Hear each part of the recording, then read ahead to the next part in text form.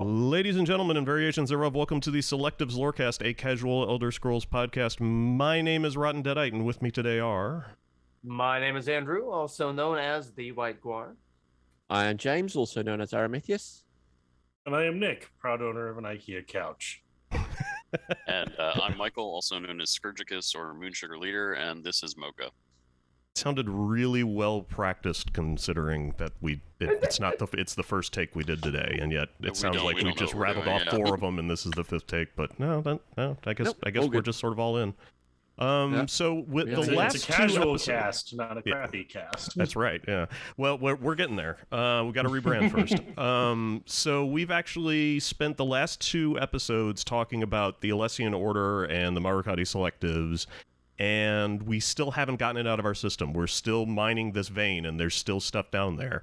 And so today we kind of wanted, I think James is going to kind of take the lead on this, because what we kind of had the idea of doing some discussions on like the resistance to the order, how the Alessian Order fell, and a little bit of talk about just monotheism in the Elder Scrolls universe in general is kind of what I'd like to talk about. Mm-hmm. And actually, because I think this is actually going to be, well, maybe not actually, I think about it, but I think it's possible that this might be a relatively short answer. Can we talk a little bit about the actual, the Alessian Order's worship of Saint Alessia, and how the worship of a saint, Michael Ziegler, differs from the worship of a god? Sure. Mm-hmm. So we had talked, I think last time you had said that you were curious about how the worship of Mary might tie in with the worship of Alessia, and I've been spending some time thinking about that. So before I go any further with this, full disclosure, I am not Roman Catholic. I am a Protestant, and that means that there are areas of Roman Catholic theology with which I'm not completely comfortable, right? But I do try to be accurate and generous. So while this will be a Protestant's understanding of Mary, I'm going to try to be amenable.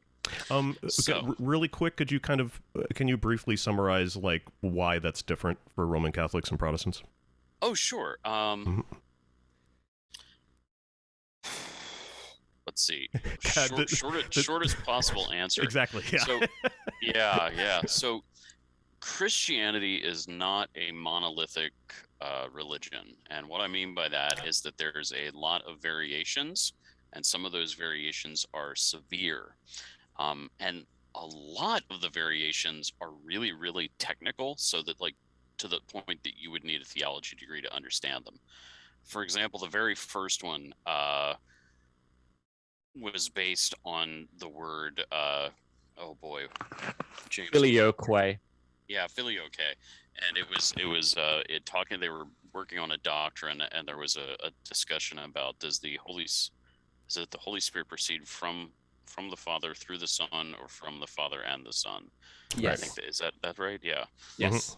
It's been a while, and to anybody that's not trained in theology, that's like, what are they even talking about? Why does it even matter? Yeah. Why does that even matter? It's hugely important, actually. It's pretty important. It sounds to me like just a discussion of the origin of divinity. At the time, it was actually pretty big. They actually had riots in Byzantium over this. Mm-hmm. Yeah. So sorry, go ahead. I was just going to say, so the idea that this is kind of just academic theology that only the people who are trained and qualified in would really be that fussed about. No, there were mobs that were fussed about this. Mm-hmm. And like the first 5 ecumenical councils were mainly arguing about Christology, which is the theology of Jesus. So I mean, it's a thing. Anyway, so some of the differences are a bit esoteric, but really heavy, and people take them really seriously. So that was the first split, and that was between what would become the Roman Catholic Church and what became the Eastern Church, which would be like Eastern Orthodoxy, Greek Orthodoxy, Russian Orthodoxy, etc. And then of course everybody knows about the Protestant split, which was in 15, I forget what. And that's Martin Luther, right? That was Martin Luther, yeah. Okay. And he did not originally intend to split the church. He was just like, hey, let's talk about this. and nobody Oops. nobody involved handled it well, and it went badly. Pope didn't handle it well. Martin didn't Nobody handle handled it well. it well, yeah. It went really badly. And since then, and if my recollection is correct, it had something to do with protesting things that weren't in the Bible. Was that? that's some of it, yeah. So something what along it those was lines? Yeah. So he had taken these 99 things, and the reason there's 99 things is because that's what he could fit on one sheet of paper. And he nailed them to the door of the church in Wittenberg. And this apparently was a thing that they did. Like here's what we're going to talk about today, and they'd put it on the church door, and then that was what they talked about. So this was not something new. So he put up these 99 things that he thought were an issue, and one of the ones that was pretty popular was the selling of indulgences, which was this idea that if you paid the church a certain amount of money, you could commit a sin, and it was okay. And interestingly, this came up in the Crusades, that we are giving you an indulgence to go and murder and kill and do basically all the horrible things of war, and it's okay, you'll still go to heaven. And understandably, Martin was kind of concerned about this type of stuff. Anyway, so since then, and so that was the major break. Now you have the Roman Catholic, the Eastern Orthodox or Orthodox churches, and then the Protestant branches. And the Protestant church also has gone through innumerable splits. I want to say that there's something like 30,000 denominations now. Good Lord. In Christianity. Yeah. Last I heard it was 4,200 in the United States, but that was years and years ago. No, that's probably, that sounds about right. And yeah, because some of them, there's like families, like there's the Baptists, but the Baptists are hundreds of denominations of Baptists. Yeah. So there's lots of splits, and I guess maybe the point where this transfers over is that you did see these kind of schisms in the Alessian Order as well. Oh right, we were talking about Mary. So why is the issue with Mary? Interestingly, if memory serves, Luther didn't have a problem with the adoration of Mary. I've not checked, but it wouldn't surprise me. It wouldn't surprise me. Yeah. The objection, obviously, the counter argument of that being is that God says, "You shall worship no God but me." Right. And so the idea, And so here's kind of the trick with that. So the general Protestant understanding of the worship of Mary is that it's polytheism, that they're worshiping her as another god, and she's like the fourth person in the Godhead. And in Catholic theology, which is not defined by or I should say is defined by, I even have a copy here somewhere, the Catholic Catechism, which is this extremely detailed book detailing Catholic belief. That's the final word right there. Mary is worshipped in the old meaning of the word worship, which is worthship, or the attributing of worth. She's venerated in the old meaning of that word, meaning that she's held up as an important figure. It's a little tricky. Mary is seen as the first believer. A lot of people think of it as Peter, because Peter's the one who said, "You're the Messiah," but Mary was the first. And she was the first to believe in Jesus because the angel said, "Hey, you're going to basically bear the Messiah." And she said, "All right, I'm down." That makes sense. Let's do this. Let's do this. All right, bitches. Get it in me. Right. And so this is actually, if you're even remotely interested in this, I highly recommend look up, Google the Magnificat. It's her kind of poem or song that she did in response to the angel, and it's some pretty groovy stuff. I mean, she talks about God tearing down the rich and lifting up the poor. I mean, it's a good time. So there's, that kind of social justice vibe was there from the beginning. So she's seen as the first believer. Of course, there's this whole thing that she was the mother of Jesus. We won't get into the whole mother of God thing. That's another controversy. That's kind of... oh boy, I don't feel qualified to talk about that one. Yeah. But so was it James? Was it Leo the II was the Pope? That there was an edict that went out for. I really should have looked it up. That the veneration of Mary was taken to like another level, to like the point that people could pray to her, not in the same way that you would pray to God, but that like Mary would intercede for people. Yes. And that I can't remember. It was Almost like a bodhisattva kind of thing. Yes. fairly similar. Yeah.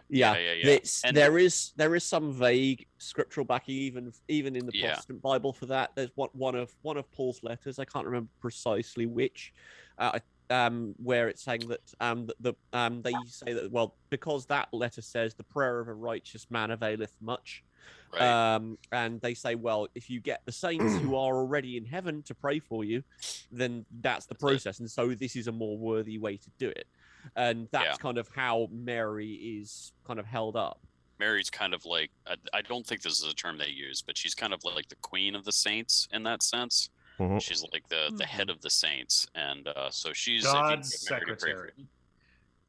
you, it's probably not a term that they would use. Yeah, but she's so, and that's, and of course Protestants Probably not. were like, okay, this is polytheism. I'm not cool with this, and I don't. So that's why that's an important distinction. But yeah, Mary's actually really cool. Like, you know, it's unfortunate Protestants don't kind of know what to do with her, but she's a really neat lady, and it's definitely worth reading up on. And yeah, the parallel with Alessia is pretty neat as well, because she gets sort of, Alessia gets kind of held up as I can't remember whether we've got necessarily examples of prayer to Alessia. Feel free to correct me if I'm wrong, but the kind of biggest examples that I think of with that are King Hroll, who was in conversations with Alessia during whatever happened to make Raman, and she's also in one of the Murakati texts. She's held up as an example of proper hatred. Yes. It's not that it's that she is an exemplary figure, rather than necessarily something that is divine in and of itself. It's just, this is a good example. Let's talk about good examples. Yeah, she's lifted up as an icon of the empire, and with Mary as well is viewed as an icon of the church, right? She's the first believer, and like she's the archetype that you follow type of situation. And as kind of a quasi sidebar, I did want to. Well, yeah, all right, why not? Do it. The whole thing with King Hroll, I wanted to point out a couple of things with that. I know that as Lord Beards, we're kind of like, oh yeah, Hroll did love unto a hillock, right? You know, and okay, it's a little weird. I'm not gonna lie. A guy making love to the dirt mound, okay. But there's some interesting mythological stuff going on there. So of course, what it is that he had been visited by the spirit of Alessia, and he chased her. And what, in essence, there's a couple different mythology tropes that are going on. Right. Apparently, Alessia had entered into the earth, becoming Earth Mother, and Hroll joined with her through sexual union, becoming Earth Father. And out of that union comes Raymond, who is Cyrodiil come. Part of the fascinating part for me out of that story is it ties back to an Arthurian trope. Thank you. Yeah, the king being married to the land, and as the king prospers, so the land will prosper. And this is viewed. I think maybe the best example of this in modern cinema is in John Borman's Excalibur, where which is a funky Arthur's, movie. it's a wild movie. Yeah. It is Schick just posted a kind of a review of it, and I was like, oh man, somebody else who appreciates it, you know? Oh god. It's a weird one. But yeah, and as Arthur sins with his sister, which is actually kind of almost more like a magical rape in that movie, because he doesn't know that it's her. As he sins and physically declines, so does the land around him. And when I think it's Percival brings him the Grail and he's restored, so too is the land. And there's this amazing scene where they're riding out to Karl Orff's music, and there's blossoms flying, and then the land is in spring, and it's a great scene. Yeah, and that is to some extent backed up, at least in modern Tamrielic theology, if I can put it that way, because the prophet that's in Oblivion talks about the earth that is Al-Esh. Yep. And so you definitely have that sort of that equation happening very, very, very, very literally. I'm not necessarily sure whether the Marukhati and the Alessians would have thought about it that way, because they wouldn't necessarily have tied Alessia to anything quite so concrete. I wouldn't have thought. Yeah. Well, let's see. Would that where the Marukhati Selectives would have come before Reachmen? Yes. Yeah. Or yeah, and they also were quite Gnostic in how they looked at it. They pretty much had that she conquered Cyrodiil and then was immediately taken up, which I think is very, very odd, because that means that she has barely any time at all to get to know and get jiggy with Morehouse. But then again, the Alessians will want to brush that under the rug anyway, because non-humans. And that is something I hope we can talk about, because there is that whole anti-Minotaur, really anti-non-human bent in the Alessian Order. And I like to think that this is a racial cultural plight that the Minotaurs have dealt with. Like, the Minotaurs are really tragic, and that they once were kings. They were emperors. They sat thrones, and they ruled the land, and now here they are stuck in caves, tilting caravans like bandits. And it's demeaning, but it's the lot they've been left with. And the worst part is they've been sort of allocated to a monster class in the video games, which might be unfair from a lore standpoint, considering that Orsimer used to be a mob class. Oh, I would a type love of monster. to play a Minotaur character. I would love to play a Minotaur. How on earth do you balance that? I don't know. I mean, my character in D&D is an Alessian era Minotaur. So true, but the problem, my main problem from a developer standpoint is they're really, really tall, and we're going to have to fix all the doors in the game. Well, you'd have to play a short one, I guess. Right? Yeah. Just have to have a short. Just use the Ravnica stats. That's fine. Mm-hmm. I was actually, I know we're getting off topic, but that's every week. I was actually thinking about this. I was thinking about this the other week, and I was like, if they were ever to do an expansion for Skingrad, which I really hope that we'll get for ESO, if I were writing it, I would write it about goblins, and I would bring back what's his name, the goblin that you run into in Auradon, who's like, don't hit buys in the face, and it would be him, and he got kicked out of his tribe or whatever, and so he's found a new tribe, but they're at war with the guy in Skingrad, and something around that, and it got me thinking about how goblins are completely they're a sapient species, just like humans or orcs or anybody else, but they're relegated to monsters, and it turns out that harpies also are sapient. Oh, good call. Forgot about harpies. Yeah, Lamia too. Lamia as well, and it's just also, really interesting. There's so many other peoples, and we just don't think about them as such. Yeah. But they really are. I mean, could that extend to Lesser Daedra? Because we know they're intelligent. Oh, yeah. Is that all the fault of the Alessians? Are we going to hang that all on the Order? Did Alessians introduce racist, like lesser and greater races and stuff? With the idea and of it that? became a larger cultural stigma. Like it's institutional. I'm just trying to think, because the Alessians were very, very man focused, and so on. So do you have a similar kind of bias against those sorts of races from Moorish cultures? I know for a fact Altmer definitely do. They look at goblins just as the lowest of the low, absolutely. And that's got nothing really to do with that. I don't know whether the Dunmer really do. Well, the Dunmer just hate everyone. Yeah. If you're non-Dunmer, you're not sapient as far as they're concerned, effectively. You're just farming equipment. especially for the Telvanni. Yeah. And dress. To go with the meme. But yeah. But no, and the Argonians and the Khajiits pretty much will take anyone on. Bosma similarly. So it does seem to track that, and particularly from the perspective of the games, which is quite man-centric anyway. Even though you can play the other races, all of the documentation that we have is kind of is from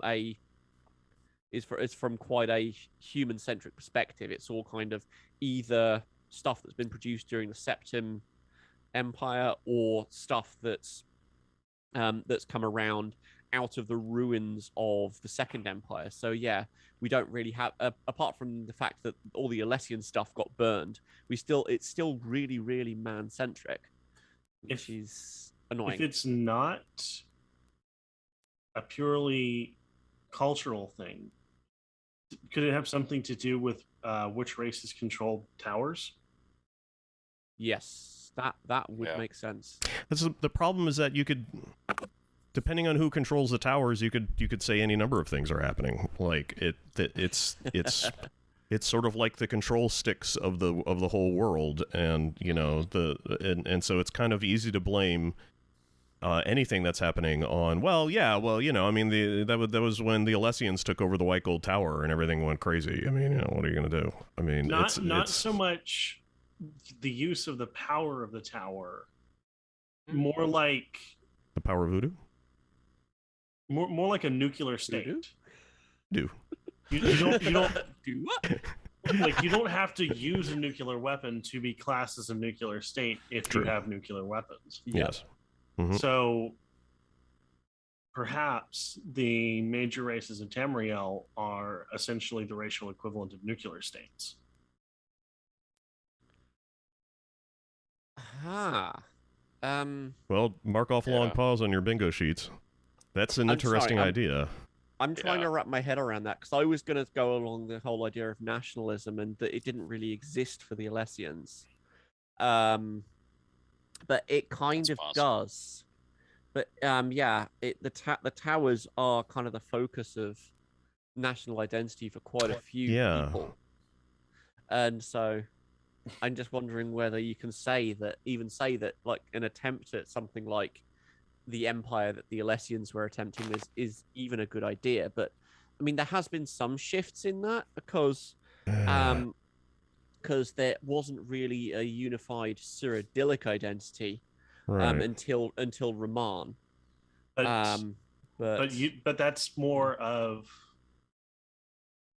a national identity. Yeah. The towers don't necessarily have anything to do with nationality. They're states. Like state of being. Like you like like the difference between a nation and a state. So you can occupy them. Yes. So you aren't a nuclear nation. You are a nuclear state. Right.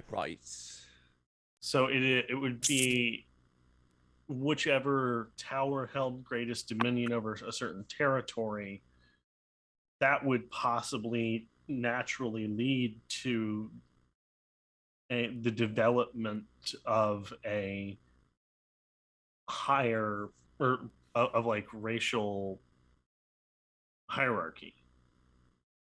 Possibly. So say, for example, if the Maormer took over, name something, Orsinium, because everybody else has,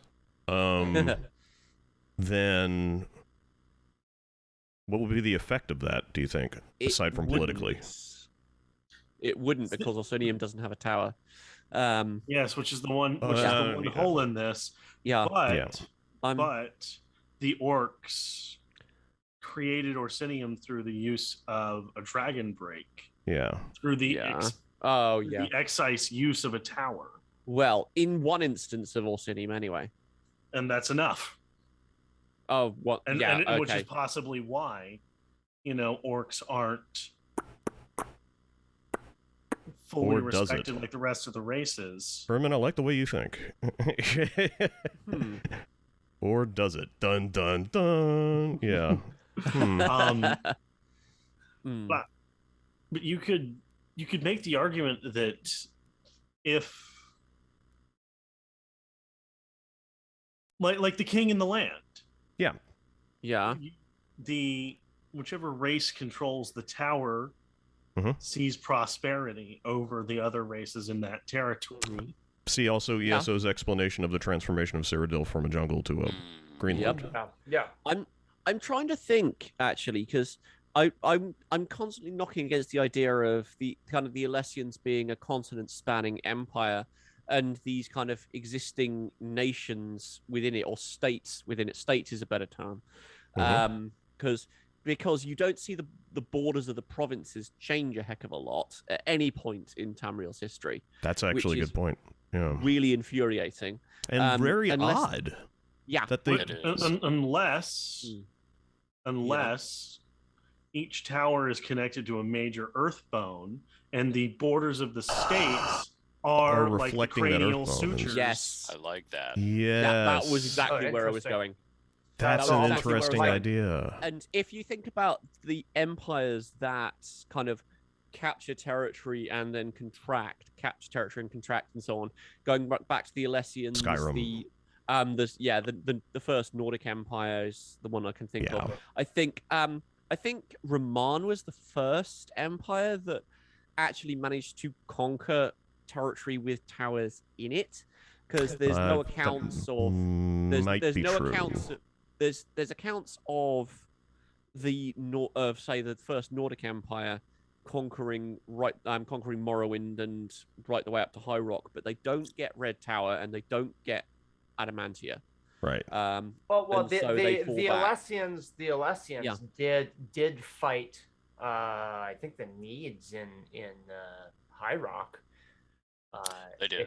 They did. Yeah, but the question here is, did they then take over land up to and including a tower? No, it was incorporated. It was incorporated into the Alessian Empire, because Hestra was chasing the Grey Host, and then they kind of met at Bankerai Pass and squished them, and they said, "Hey, these Bretons can fight pretty nicely. Let's have you as part of the Empire." Damn, these Bretons got hands. There's never any kind of formal taking control of Adamantia to control High Rock. Okay, but Nick's been waving his hand. The tower for Orsinium is walk brass. Yes. What? The use. Yes, you're right. I see where you're going. Yeah, I gotcha. Yeah. Well, I mean, and it's. I mean, are we talking about the warp in the west here? Yes. Yeah. Because Orsinium did exist prior to that too. Yes, but it didn't exist as a independent, strong state. That don't need a man. Yeah. Recognized state. You recognized state. So I mean, do you count the stuff in ESO? Because Orsinium is there. Oh, that's fair. That is fair. Yeah, it is recognized as its own territory and its own political. But can't you use a warp in the west to affect things retroactively? Sure. That's one way. I think so. It's just I mean, I think we can all kind of agree as lore nerds that retroactive Dragon Break stuff is kind of a little whiffy. I don't know if it's the same Orsinium, because it moved a couple times. Yeah. That's okay. And yet Numidium can move. The one tower that can. Yeah. That's. And Orsinium is destroyed as Numidium phases in and out. I like the smell of what you're stepping in. I don't know that I'm entirely convinced by it. Yeah, but it's got a good whiff. I dig it. It's cool. Hey, it's IFW. It makes all the big faces that you see on like Dwemer strongholds. It makes those make a little more sense. I mean, I always assumed they were like Malakath frowning at us, but I mean, it has some similarities to like some dwarven architecture. The Dwemer, the big heads that stare at you from the corners. You know are we going to go full on the dwarves became the orcs? Are we going to? I realized after I started talking that was the direction I was drifting into. They put the chemicals in the water to turn the dwarves to orcs. Yeah, right. Turned the freaking frogs gay. Mm-hmm. They turn the freaking dwarves orcish. Yeah. Yeah, our precious animunculi fluids. Well, can you go, Ziegler? Can you give us a couple of examples, some as specific as you feel like you can get, of how what the difference is between the worship of a saint is from a god in a religion? Absolutely. So, now again, I'll be speaking from Christianity because that's what I'm most familiar with. Yeah, that's where I'm coming but there from. is you do see variants of this in Buddhism, different forms of Buddhism, bodhisattvas and stuff like that. But as from my perspective, so it's specifically it's an issue of ontology, but it's also an issue of practice. So, in terms of ontology, one worships God because God is a different order of being than humans, and specifically God is the creator of humans. So that's kind of a big deal. And God is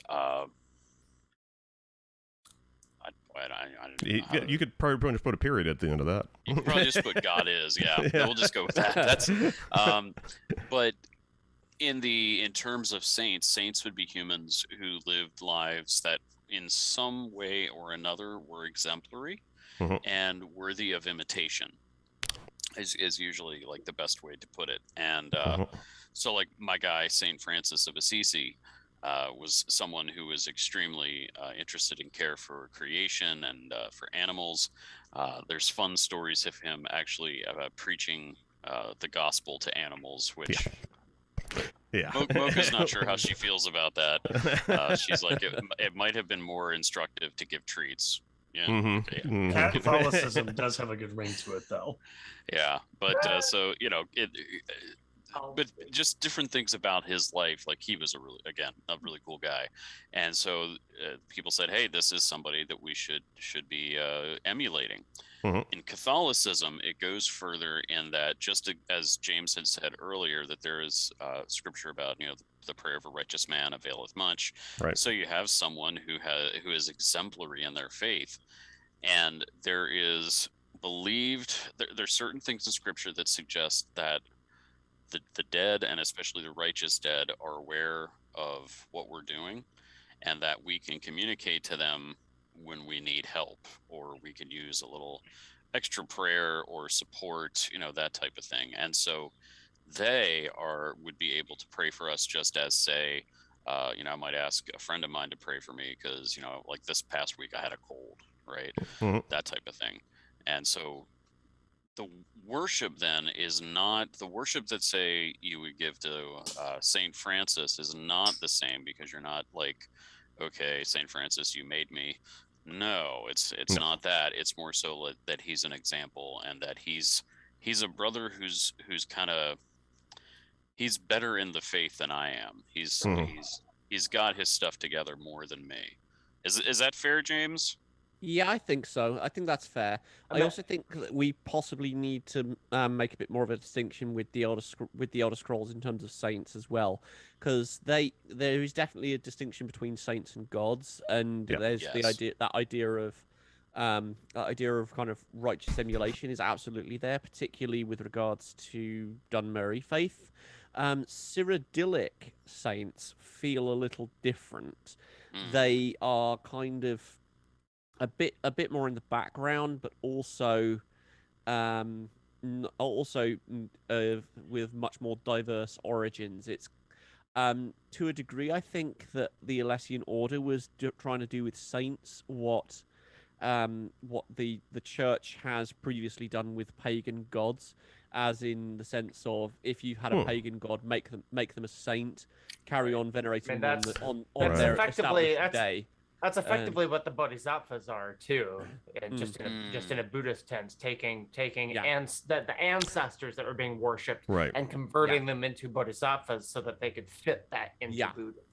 Yeah, I think that's closer to what the Order were doing. I'm sure there's a text in there somewhere that's saying that they essentially were demoting various deities to sainthood in their practices, and that's how they sort of established part of their theological understanding and didn't offend anyone too much. But that's certainly something that that Christianity has done, as far as I can remember. Right. So in that respect, what I'm getting at here is that when we talk about the Alessian Order and the worship of Saint Alessia in Cyrodiil, this is not an aspect of the religion that replaced the worship of the divines. This is that the worship of Alessia was not considered to be that, like, we're all going to worship Alessia now. That's not what happened. No. It's about it's almost more like reverence or mhm, respect. mhm. It's Yeah. not.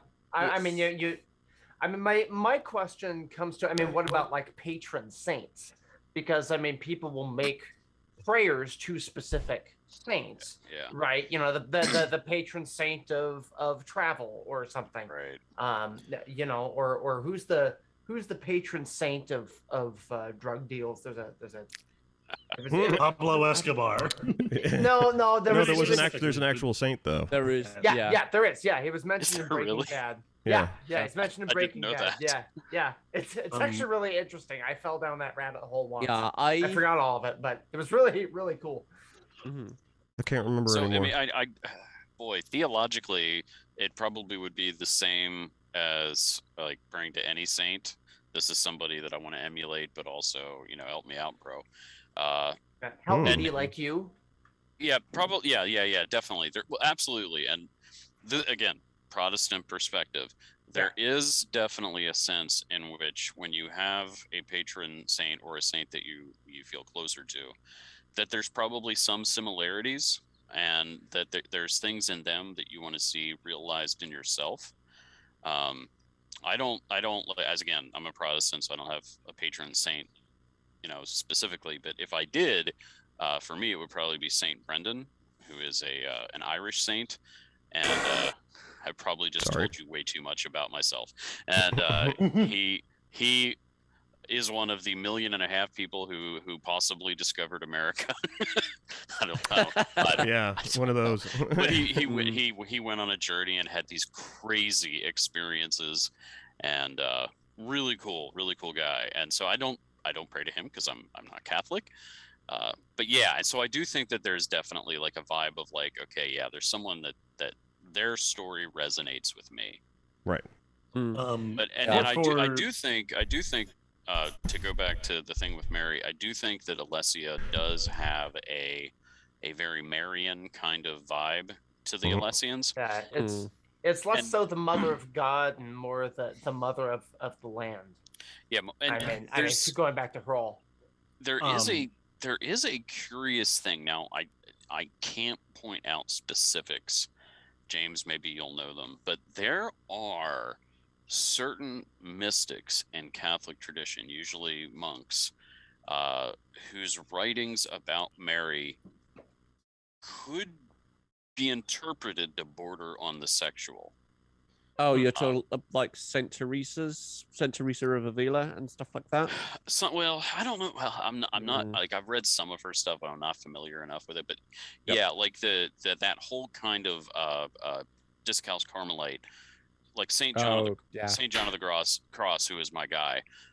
His Dark Night of the Soul poem is basically cast as someone who goes out of their house to meet with a lover, and that's how he describes the meeting of the soul going to God and having the divine union of love. So there's definitely like a history of romantic love and spirituality, which definitely keys into the whole thing. I hate to say it, but he pinched that from Plato, I'm sure. Did he? Well, yeah. I mean, there's a line from Plato that is literally something like the soul wishes to fly to fly back to the world of ideas on the wings of Eros. Oh yeah, no, that doesn't surprise me at all. Yeah, I could go digging through my books on Plato, but I wouldn't find it. No, that's fair enough. And consider also that cultures have non-religious saints. Right. Oh yeah. Especially here in the U.S. Gentlemen, when you ball up a piece of paper and you throw it in a trash can and it gets in, what do you shout? Kobe. Yeah. Kobe. Well, take somebody was mentioning this in chat. Actually, there's an organic evolution of celebrity to near deity, which reminds me a lot about the way that some people have this reverence for the founding fathers here in America. Oh yeah, absolutely.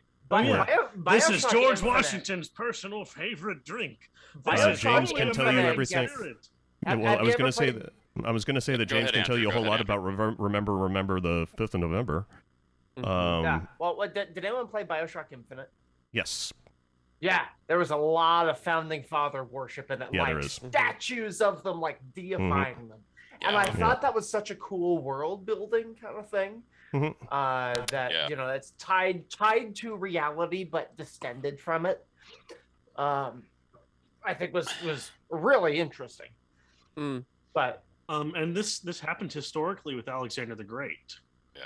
Like super happened with Alexander the Great. Like Genghis Khan had a bigger empire. Let's not. No, like straight up. Yeah, he got worshipped. Alexander the Great, started off just the son of a king.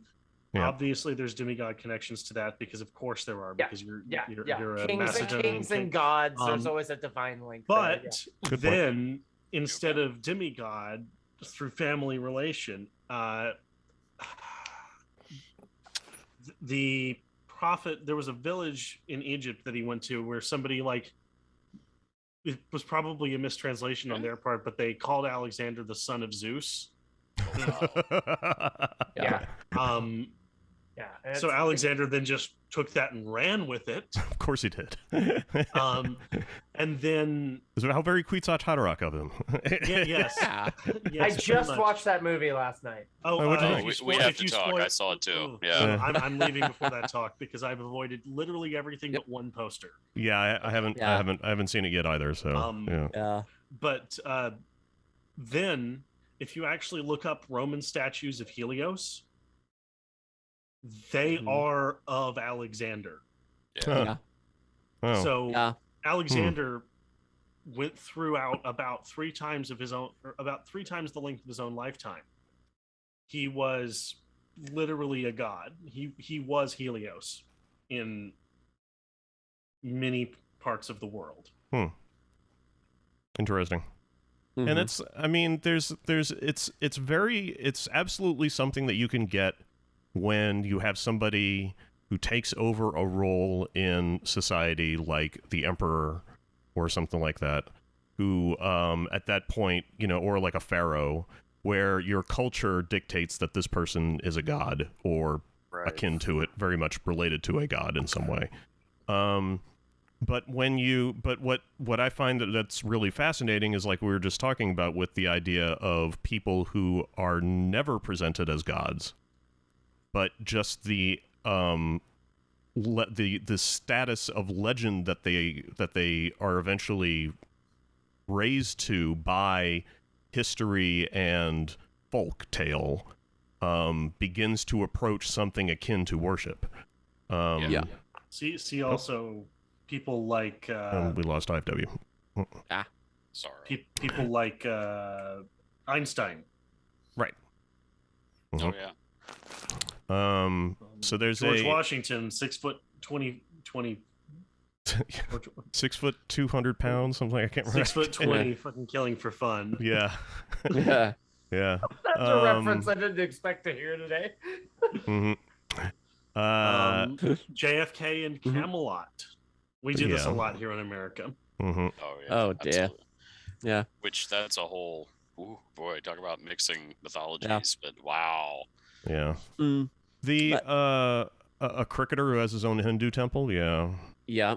What's the name of that science fiction author who's worshipped somewhere in India? Couldn't tell you. Shit. Ron Hubbard basically just did Scientology. Not Ron. No. Ron. No. L. Ron Hubbard invented that shit himself. It doesn't count. Yeah. It's a marketing plan. I'm 2 degrees of separation from people who knew him. It's so funny. But no, maybe.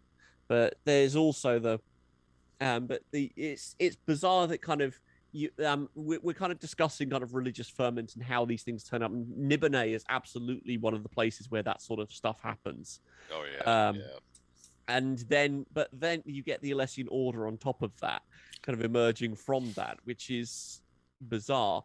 And it's kind of one of the most, it's kind of what down as one of, I can't remember whether this is an MK post that I'm roughly quoting, or whether it's actually in something like a pocket guide somewhere, that says that oh no, it must maybe. be an MK post that that the Alessian Order is one of the most sincere attempts at monotheism. That's an MK post within Tamriel, but even they didn't quite manage it, because they were going off sort of monolatry, if I can put it that way, that the you acknowledge that other things exist, but you only worship one.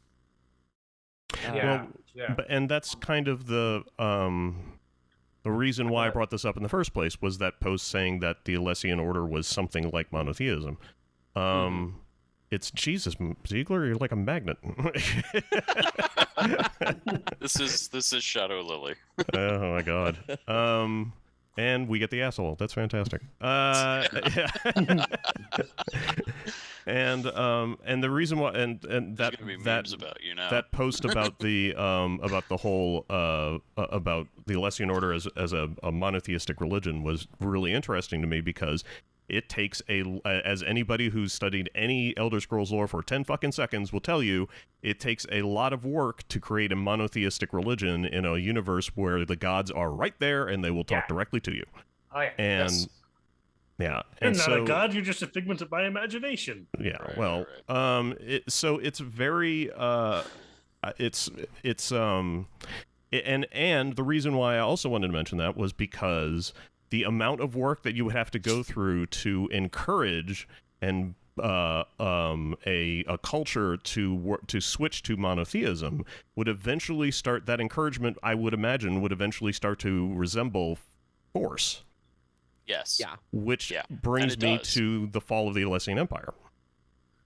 Yeah, although they kind of had to expand first. That's kind of one of the things that gets me, that something like the Alessian Order actually managed to get a foothold across most of the continent.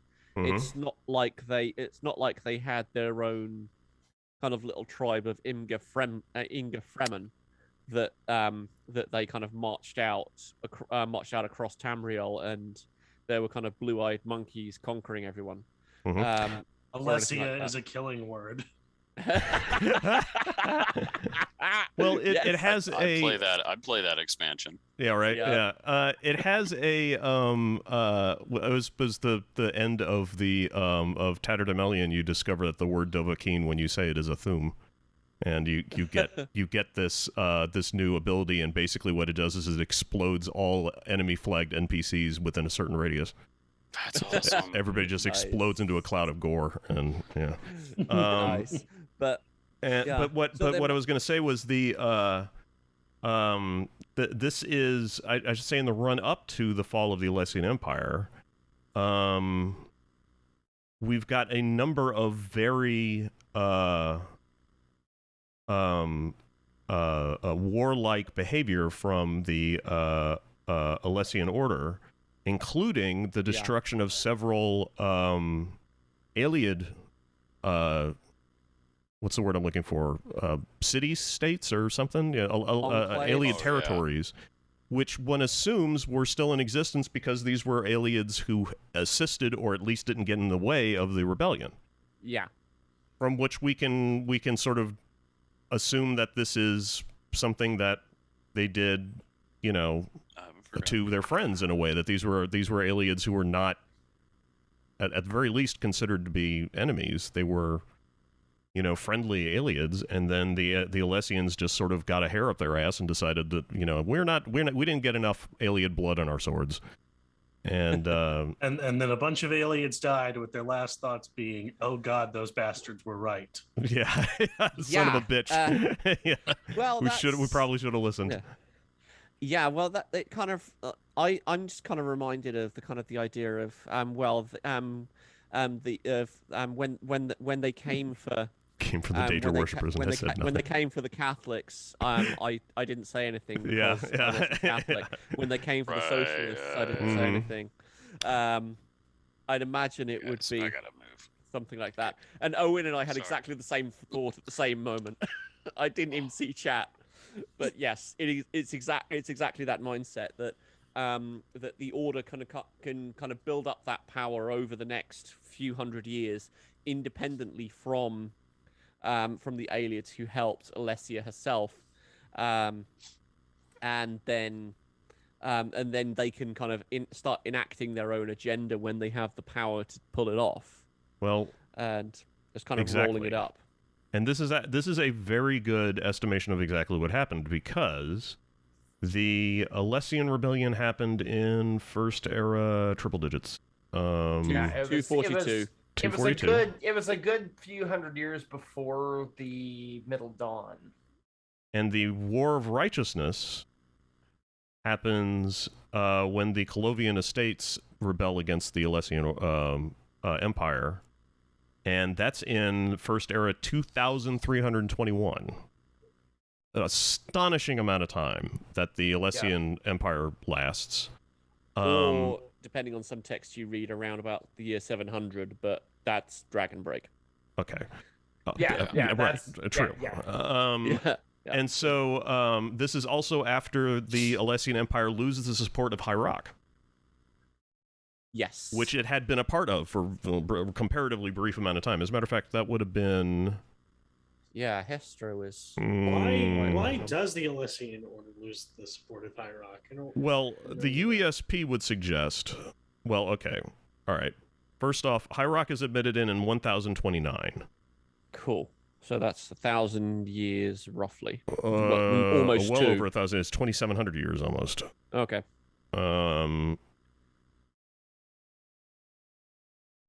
No. Yeah. Not 2,700 years. 2,200 years, roughly. Yeah. Okay. And so, or 220. What did I say? 220 years? Look, it's a bit. Yeah. Somewhere between 1 week and 3,000 years. Yeah. Well, you know, stuff happened in the First Era. So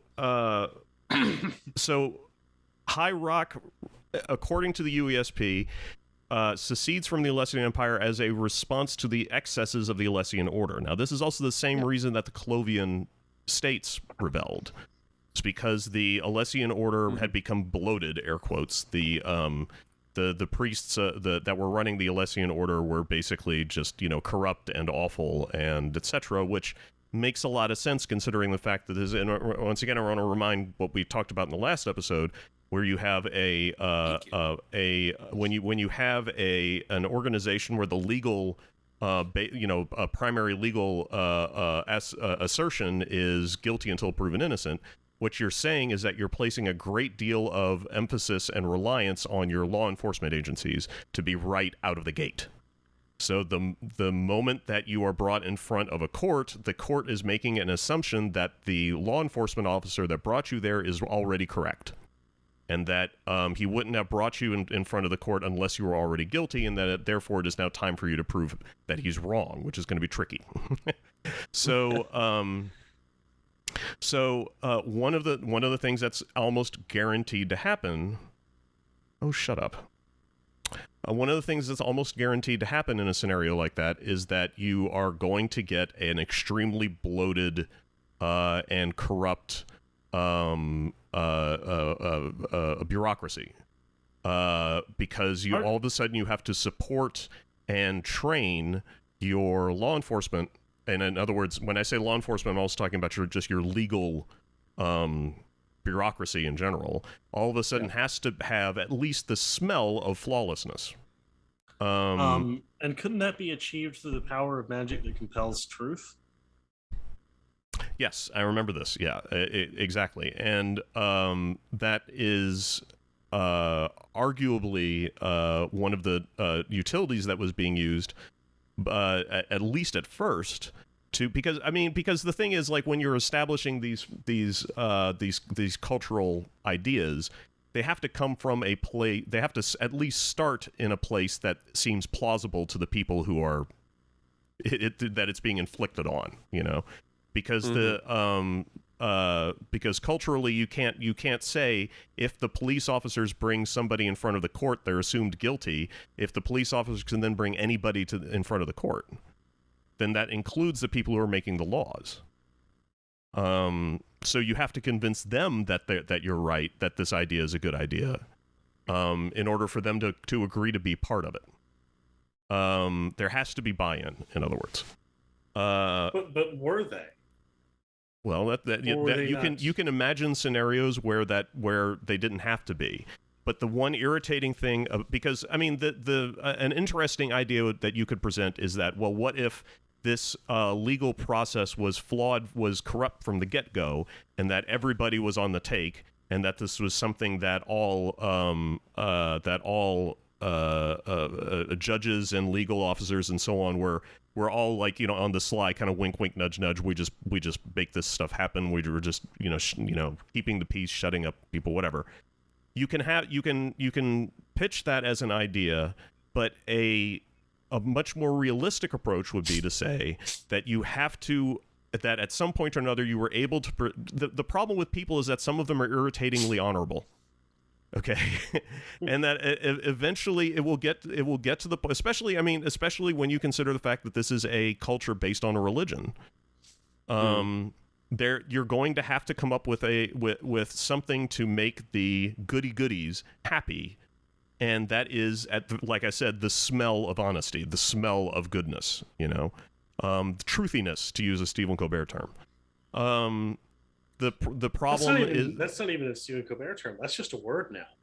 Now, yeah, but he's responsible for it, or his writing team is. So so that's the difficulty that they have, and the problem is that if a organization is allowed to become bloated and corrupt, it can only hide that for so long before eventually the other members of the organization realize what's going on, and people outside of the organization realize what's going on. And in those cases, in reverse order, you get the evacuation of High Rock from the Alessian Empire, and then eventually the rebellion of the Colovian Estates. The people who were outside of the organization figured out that this is a load of bullshit, and then the people who are inside of the organization figured out that this is a load of bullshit, and they left. Yeah.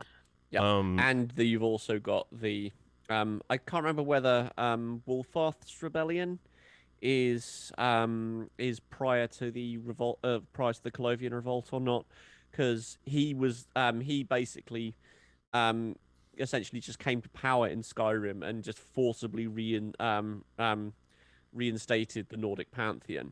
You're asking if it's before or after? I do remember reading that his first act as king was to do away with the Alessian doctrines. Yeah. Yes. This was after the Alessian doctrines. This is before High Rock and the Colovian Rebellion.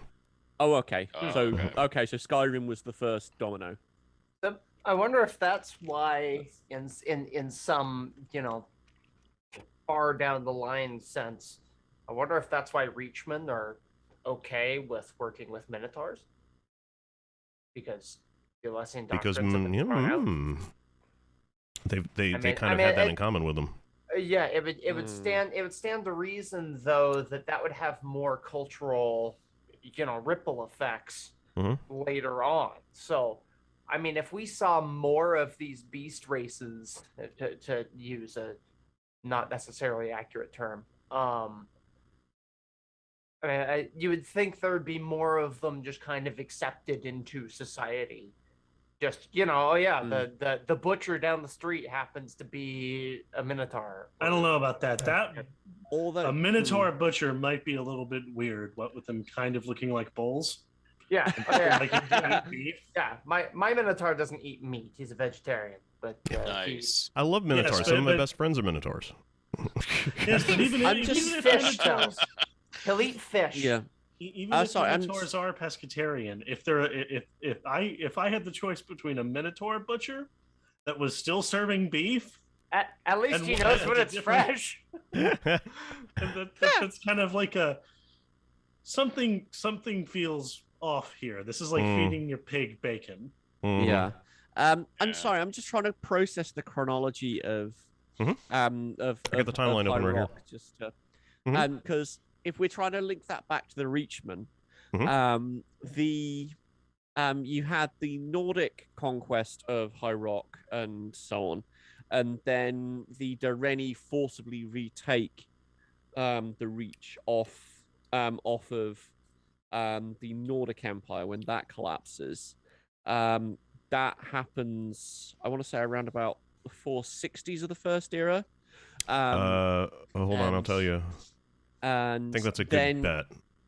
And then you've got the Alessian Order, kind of attached to that, because the rebellion is 242, and they effectively, I can't remember precisely when Skyrim gets incorporated, but the kind of the dissolution of the first Nordic Empire and the dissolution of the Alessian Empire get tied together a little.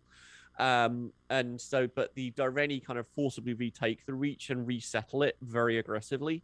It's about 358, apparently. Oh, 358. Okay. And just if I'm reading this right. For us in the Zoom, I did just drop my brief timeline of the Elder Scrolls current Kalpa, Cool.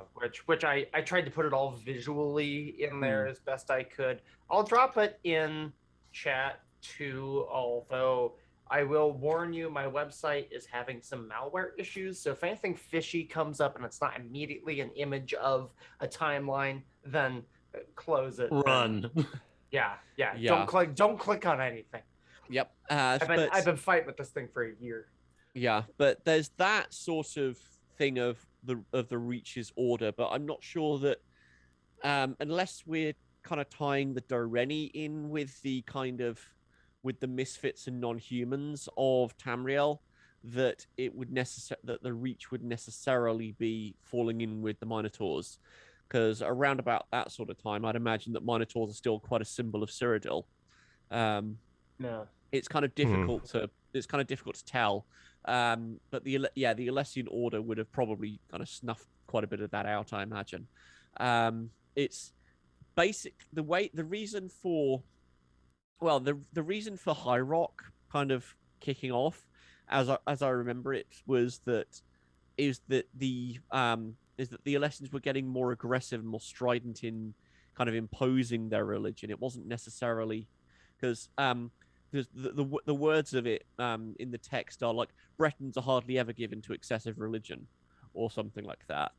And it's the idea that the Alessians were getting more forthright in saying, okay, now you must worship Akatosh and Akatosh alone, or something like that. And that again chimes with Wolfarth's things of, and now we have the Nordic pantheon again, now that these filthy Alessians are gone.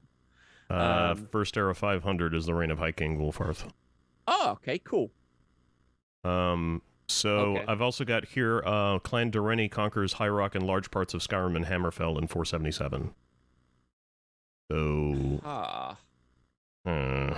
and the Dareni were directly fighting against the Alessians. Yep. When the Battle of Glenumbra Moors, which was kind of their last hurrah. I can't remember when that was. I want to say the 600s, but my memory's shot. I don't have that on my timeline. I've got Clan Dareni gains power in 355 in the first era. Yes. I tried to in my timeline at least, I tried to hit the major points. I didn't want to jam. No. There's a lot happening here. We're getting into minutiae at this point.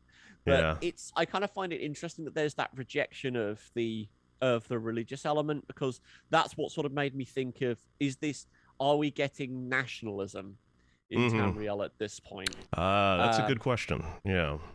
Because because that kind of tallies in with what we were saying earlier with I don't know whether it ties in with what we were saying about the towers, but you've got Wolfarth saying Skyrim for the Nords, and the Nords are going to be Nordic Nords rather than Alessian Nords. You've got the Bretons saying, we don't want all this religion stuff. We're Bretons. Look, you can keep your religion, but keep bringing the wine in. That's excellent. Twilight has posted in chat. Battle of Number Moors was 482. Which is in that sort of a frame, but it again puts just shows you how messy the timeline with the Alessians is, because the line that everyone remembers from the first era pocket guide is that the empire that had nearly ruled the world undid itself in a 10-year span. That wasn't quite accurate, is it? Not quite, no. Because if we're talking Wolfarth in 500 and Battle of Glenumbra Moors in 482, no. Right. We're not there. Oh, well, you don't expect the pocket guide to be accurate, do you? I mean, that's... By definition, it shouldn't be. Yeah, but I have hopes. It's some of the most expansive stuff we have in some areas, and it's true. I would like it to kind of be reliable to some degree. Well, there's a bingo. Yeah, I kind of like the only reason why I would like the timeline to actually make sense historically is if I was trying to build a website of the timeline. Oh, yeah. But as like just as your average Chad lore enjoyer, I sort of I really I love when the timeline doesn't make any sense, and when people like, I would prefer it to be even more wibbly wobbly than it is right now with you know, people being alive when they're not supposed to be and all this other kind of stuff, you know. I mean, yeah, and when did the dragon? I think he's talking about the Middle Dawn. Yeah. Okay. Yeah, because I have in my timeline, I've got the Middle Dawn happened sometime after 1427 of the first era, and then it's said to last around 1008 years. Whether that's within the confines of the Dragon Break, are there confines of the Dragon Break? I don't know. So I just added, you know, roughly, I think I put like an 800-year gap there, because the slowed release of the Thracian Plague in 2200 of the first era. I see the fuzziness in the timeline. I think we've seen it here, kind of arriving in about the 5th century of the first era. Yeah, but the Middle Dawn is around 1500 first era, give or take a few decades. And that's where I have that. Yeah. So I don't know if this will be any comfort, James, but one of the things that we have to remember about history is that there's no non-ideological history. Oh yeah. All Geology. history or theology, it all goes to prove a point. There's lots of real world examples, which I am not going to touch with a 10-foot pole. There is one non-ideological history, and that is geology. That's true. Well, yeah. I'm thinking more like, you know, human historical. Have you met a young Earth creationist? Well, there are no non-ideological histories. Yeah. But it's so. I mean, you know, I'm pretty sure I've talked about this before, and so I won't go into the whole thing. But the whole, you know, like when you talk the pocket guides that are talking about, you know, the history of Tamriel, they're going to tell it in such a way that they're going to make Tiber Septim, and then Uriel Septim 7 to be the best, right? And you see that too in the way that the Imga are mocked, and they're made out to be these bizarre worshippers of Altmer, which is crap. I'm sorry. If the Imga really worshipped the Altmer, they would have been involved in ESO. Yeah, they were described as like oafish. Yeah, Elvish and all. They like to wear elvish clothing, or like they like to wear clothing that they thought looked like their elvish. Fur off, yeah, use titles like a duke and earl. I don't buy that. I do like the duke and earl thing, and that is something cool. That I. Okay, but what if those weren't titles? What if those were names, and Imga were just basically from Alabama? They're just not very creative in their naming conventions. What if they're being really respectful to each other, like they're calling each other king and stuff like that? They've tried their boosters. You know. I like the idea. They just decide a title, and that's just everyone's like, okay. Yep. If they really worship the elves, why weren't they using names like Kenreave? Right. Yeah. You know? Yeah. So, but anyway, so yeah, and so why is that? And I do think that the othering of Imga goes back to Maruk, and we got to make the Alessian Order look stupid, right? Because that's so bad, and monotheism is bad, and all that stuff. So James, I don't know if that's any comfort or not, but it's... it makes sense. It makes sense, and the kind of that kind of ridiculing of the Alessian Order has kind of defanged them to the point where I'm kind of wondering why on earth the Temple of the One is still a thing. Yeah, it's a great question. But because you've got because no one goes back references the Alessian period as something to kind of tie an identity to, even when they're trying to appeal to the past. It's something that is totally no. We're not doing anything with this. But maybe it's because of Akatosh's role in the Alessian rebellion, and so maybe there's an attempt to like divorce Alessia and therefore the worship of Akatosh, even Akatosh as one, from the Alessian Order itself, right? Like they went crazy with it, but Alessia was actually cool, and the worship of Akatosh is cool.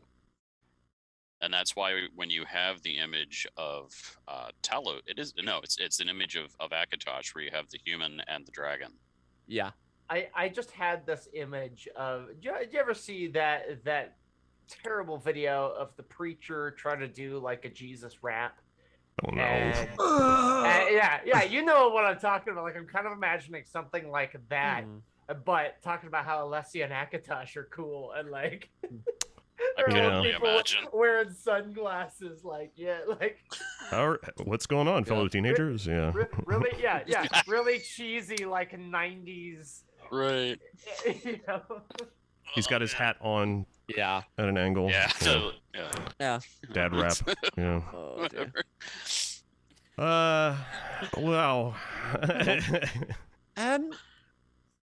Sorry, I've just had another thought for a historical parallel for the Alessians, and I'm just wondering if there's any mileage in it.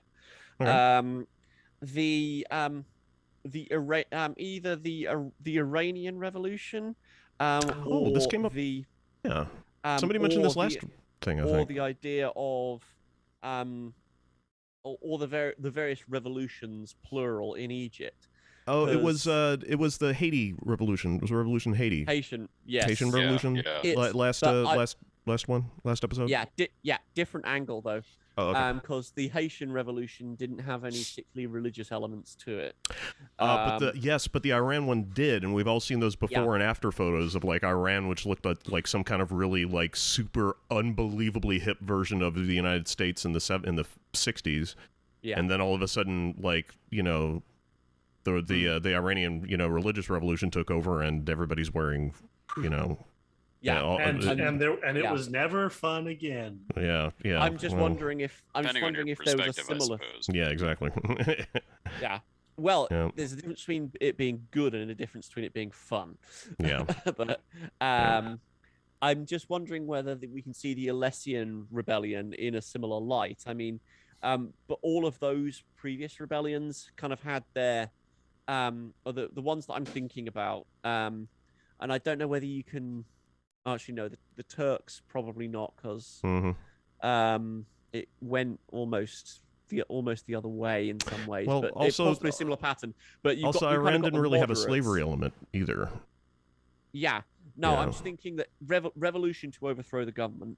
But then you've got moderates that it will initially sort of seize power, but the actual kind of engine of it is the kind of popular frothy stuff that then kind of runs out of control and ends up kind of winding up on top. I know with Iran's particularly, the kind of the secular moderates were very, very keen to get Khomeini on board because he had a good amount of followers and he had more of the political power, and so they kind of teamed up with him. And then the revolution happened and just carried on going. And the same way with Egypt and the Muslim Brotherhood, you have this kind of religious mass underneath that's kind of the driving force, but the ones trying to steer at the top are not quite so keen on all those ideas. I'm wondering if the Alessian Order is something like that. I don't know whether, now that I've thought about it and talked it through, I'm not quite so sure, because the needs were quite Moorish in their outlook and in their religion, and the human elements were introduced to keep the Nords happy. So unless we can kind of somehow tie the Selectives in with Nords, and see how on earth the Murakati ideology kind of tied in with that, and then sort of spiraled out of control. I'm not sure how we can really have that make sense. It's almost. I mean, I think it's. I'm kind of going into a parallel here. It's kind of similar to how anthropologists suggest that there are multiple points in the world that we can call the cradle of civilization, because civilizations relatively simultaneously all made the same advances.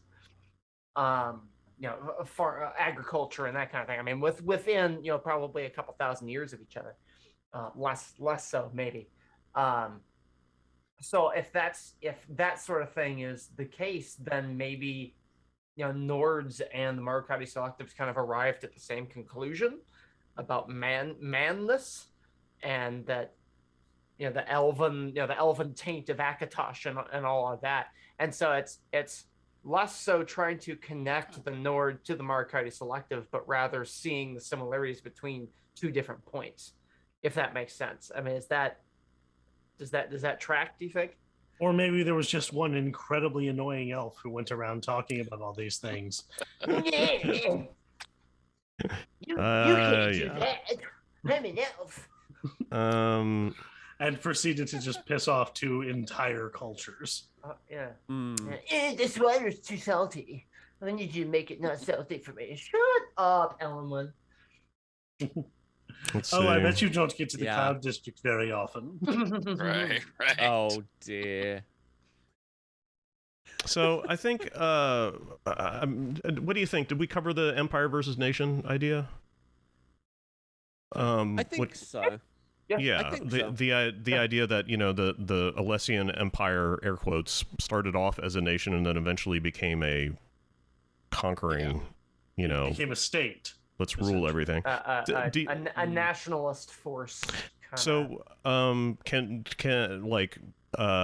why do you think the Alessian Empire decided to? I mean, probably the same for a lot of empires, but why do you think the Alessian Empire decided to leave its borders and conquer other lands? Because Alessia wasn't there anymore. Well, yeah, but I mean, because Cyrodiil was a gross jungle. I mean, it could have something to do with... Arguably, might not have been at this point, but if Alessia is the mother of the land, let's expand her children, her domain. Let's add to her holdings, and Well, generally speaking, you need a better reason than that to spend all that money. That depends how much you like your mom. How important that is. I mean, if there's a religious aspect to it. Because the Murakati were right. Yes. Or so at least they thought they were. As I speak over the cat that's purring in my face. Yeah. Yes. So a couple things is that one, you have one of the books in ESO talks about the truth being singular, and so it would make sense that if the truth is one, then all people should be one under Alessia. So there's that. But more, this gets into tricky territory, so I want to be careful. But societies that base their national or imperial identity on religion aren't always necessarily really driven by religion. They may be driven by politics that's using religion. There's a horrifying history of this in the Catholic Church. Assassin's Creed fans, Alexander the Sixth. There you go. So, real guy, and as horrible as he's portrayed in the games. And so there could have been like, you know what, it's time that we expand the empire, and here's the religious propaganda that we'll use to do it. Mm-hmm. And the reason why you expand the empire is because of God or money or boredom. Well, I was going to say revenge. And racism was definitely a big factor. Oh, so yeah. There be elves, therefore we go kill so I guess we'd say idealism. It was Ideals or money, basically. Was it 77 doctrines? I think that I think that was the number. Yep. So long as one elf yet lives, we have not done our jobs. That's it, really. It is. Yeah. I mean, there's a phrase I've talked about before. I'm slowly, very slowly writing a Minotaur coda that talks about the Alessian doctrines. I mean, those are going to. I don't think I've written anything about it yet, but it's something I'm going to talk about, and how like the number 77 is a cursed number or something like that. What I was gonna, like a shaman was gonna say something. That's what it would be alluding to.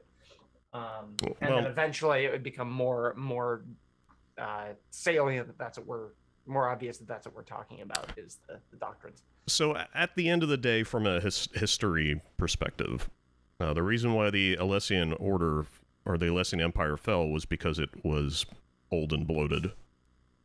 Why did Rome fall? Yeah, I was gonna make the same point. Yeah. Why did I mean, any big empire is doomed to fall eventually. I mean, what goes up must come down, right? Yeah, well, the trick is how it falls. That's the trick. Or it stops becoming an empire, and you get something like the United States. Right. Yeah. Well, because we've got the All Flags Navy, and that whole thing, the Thracian Plague, that happens before the ascension of Reachmen as. Like a good 500 years before Reachmen is actually crowned, because he's crowned in 2703. And then it what? Oh yeah, okay. Yeah, he gets there's a good 200 years before the second era actually ends. Yes. Because Mournhold is sacked by Marin's Dagon, and that's like you have 6 Reachmen era monarchs before that goes down, but you only have 3 Reacmens, which is why people get confused. Yeah, but... although I did find a random NPC walking around a town whose name was Reachmen, and I thought, poor bastard, all the chowder jokes. Yeah, I stole his portable chamber pot, and then I stabbed him in the throat. Yeah, there you go.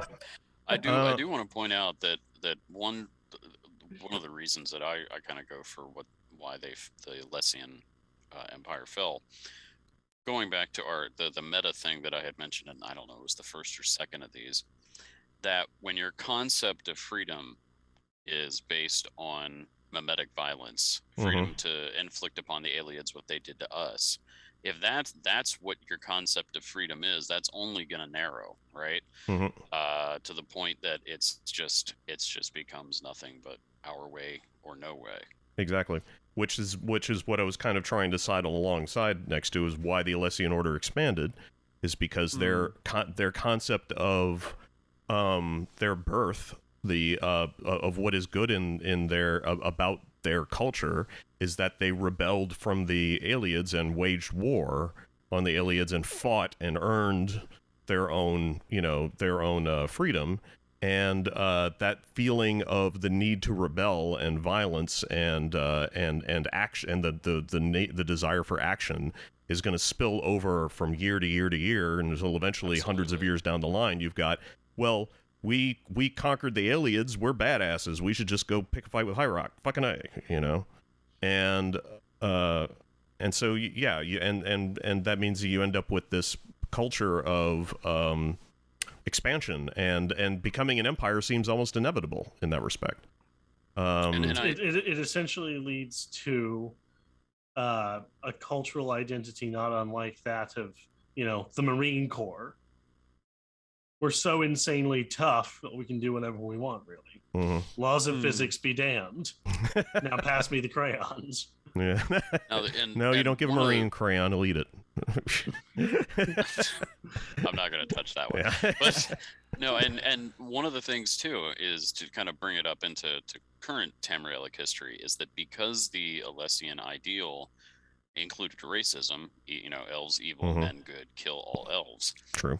That that set up, or you could argue that the alien enslavement of humans did, but whatever. Okay. It set up the elven human war that will ultimately destroy Nirn. Well, I would say the Wandering Elnafe did that to themselves. I was going to say, you can go back to the War of Manifest Metaphors.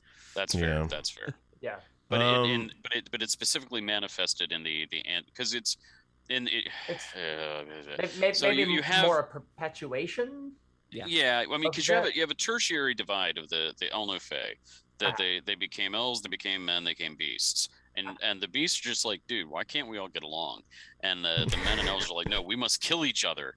Which I still, but because they're not like us, why wouldn't we? Why would we get along with them? Yeah. And look, have you seen their ears? They're wrong.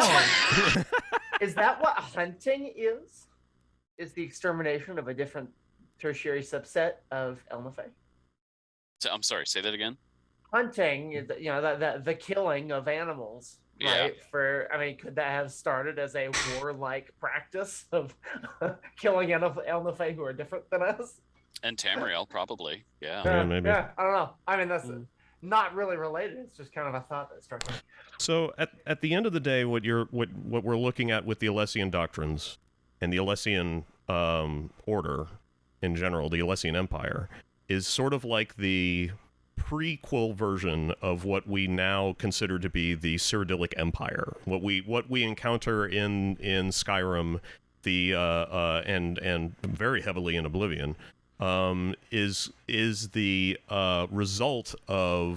evolution of this organization of the Alessian Order. It started with violent rebellion, and it mutated over the years from the influence of various kings and not kings, I guess, I don't know what you would call them, administrators, and so on, until we got where we are today, which is, or today, in the Fourth Era, which is this, I don't know, whatever the hell it is, whatever you would personally consider to be the Empire these days, if they're bending over for the elves or the last bastion of sanity in an insane world, whatever. Either way, they're not in a good place. Yeah, either way, then yeah. Well, nobody is really, except possibly. Well, no, not even the Altmer. No. And so the Argonians, they're doing great. The Argonians. The Khajiit are generally happy. I would like to see the Argonians take no, the Khajiit aren't. And so yeah, not in the Fourth Era. No, they're not. Not in the Fourth Era. And so you end up with this, and so that kind of gives everybody a perspective on how we ended up with the Empire where we are today. There's absolutely people in the Empire, including people with the last name of Septim, who are probably thinking about the Alessian Order whenever they have to make a political decision of some kind. That while you can argue that the Alessian Empire has very little to do with the modern Imperial Empire, considering the fact that there was a whole Reachmen Empire in the middle of this as well, and then a whole lot of no empire at all. They still consider themselves to all be part of the same. The land unites the people. And so there's still the Alessian influence is still going to get felt in Cyrodiil, even if it's nothing more than every time a Cyrodiilic citizen looks at the Dragonfires, they're going to think a little bit about the Amulet of Kings and about Saint Alessia. Absolutely. Anybody who walks through the Temple of the One, which is arguably a temple to Saint Alessia, is going to think the same thing.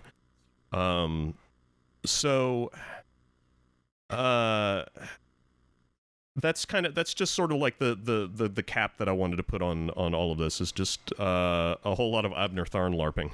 I just wanted to sort of put a neat little cap at the end of this and just remind everybody that this is sort of the state of the history of the Empire that has created the state that they're now in currently. And so when we eventually get news about what's happening in Elder Scrolls 6, it's going to make a lot more sense when we consider what the Empire's role is in Hammerfell, or if there's a role at all. So, so that's going to be us for this week. I don't think we've decided on what we're doing again next week, but in the meantime, if you out there have any ideas, please email us at selectiveslorecast@gmail.com. Oh yeah, have we had any emails? I don't think so. We've Check had mail. We've had weather forecast spam, but that's about it. Oh, yay! Well, how's the weather looking in Selectives Land? It's raining. It's raining moons. A great number of questions have been asked in the Discord, and we've been answering them, which is great.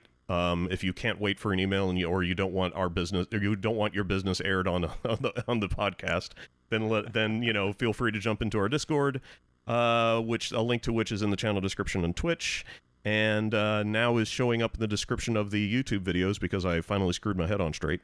And in the meantime, we'll be back in 2 weeks. 2 weeks.